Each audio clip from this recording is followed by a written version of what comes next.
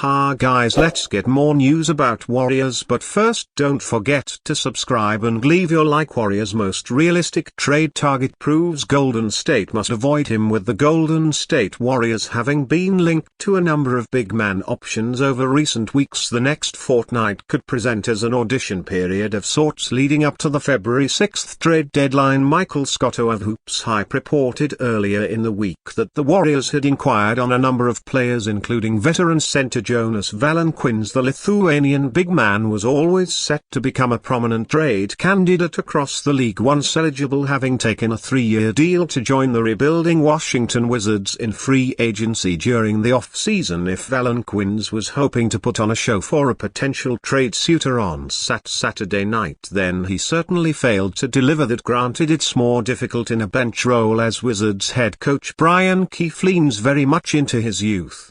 With second overall pick Alex Sarr starting at center, the 32-year-old still played nearly 18 minutes against Golden State off the bench, but was a complete non-factor aside from grabbing his usual 9 rebounds. Valanciunas had just 5 points on 2 of 9 shooting, finishing as a -6 in Washington's 8-point loss. While Valanciunas certainly brings value as a bruising big man who can be a major presence in the paint, his underwhelming game on Saturday was further proof of the Warriors needing to avoid that style of player. He did have a slow, methodical post-up and finish over Kevin Looney late in the third quarter, but that kind of play flies in the face of Steve Kerr's usual motion offense. Even if the Warriors do need to incorporate something new into their offense, it's not like a Valanciunas post-up would instantly become a go-to if he were to join the franchise. Valanciunas was actually listed as the most realistic Golden State trade target in an article from Greg Schwartz earlier in the week, likely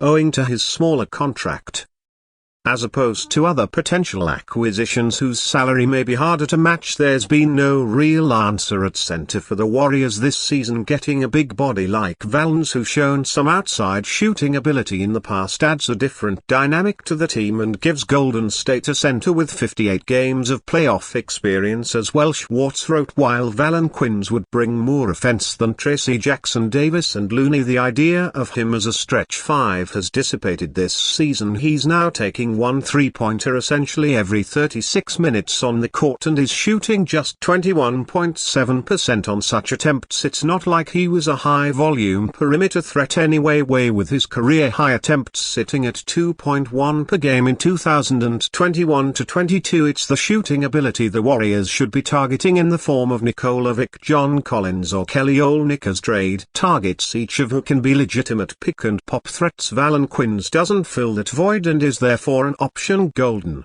State must avoid prior to the deadline. Proud Democrat Steve Kerr suffers humiliating NBA loss after ignoring Donald Trump's inauguration. Warriors coach Steve Kerr opted to prepare for his team's NBA game against the Celtics rather than watch President Trump's inauguration, but it didn't help Golden State, which suffered its worst home defeat in 4 decades at the hands of Boston on Monday night. Kerr has long been an outspoken critic of Trump, and he delivered a brutal speech in support of Kamala Harris at the 2024 Democratic National Convention on M-Day. However, Kerr kept his focus on Boston rather than Washington, where Trump was sworn in for a second term, but that extra preparation could not prevent the Warriors from falling to a humiliating 125-85 loss to the Celtics on Martin Luther King Jr. Day. Duration time: Golden State had not lost by 40 points at home since January 15, 1985, but this defeat came less than a year after the Celtics dealt the Warriors a 140-88 pounding. Kerr made headlines for his comments about Trump at the DNC.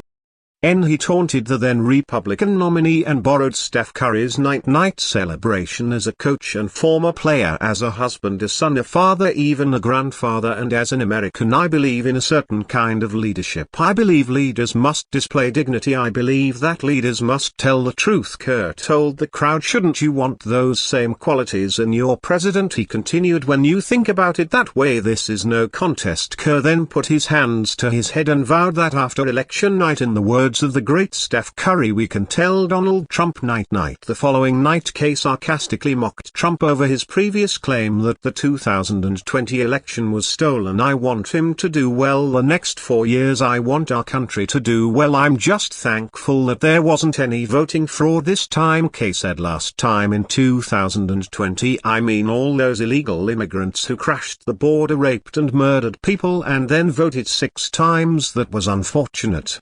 But thankfully this time everything was clean, so it's great that every election has been really valid except for that last one 4 years ago. On Monday night, Jason Tatum led 6 Boston players in double figures with a game-high 22 points. Kristaps Porzingis chipped in 18 points and Jaylen Brown scored 17 for Boston. The Celtics dropped the season series opener to Golden State for the 4th straight season before getting even and then some in the rematch. NBA Insider provides injury update. The Warriors' Draymond Green injuries and trade rumors have become synonymous with the Golden State Warriors during the 2024-2 season. Perhaps the trade rumors will heat up with the latest injury to the French playoff team as Golden State continuously slides out of the NBA play-in tournament tier. An NBA Insider provided an injury update for Golden State Warriors Draymond Green before the Warriors' Martin Luther King Jr. Day game versus the Boston Celtics. The Athletics' Anthony Slater reported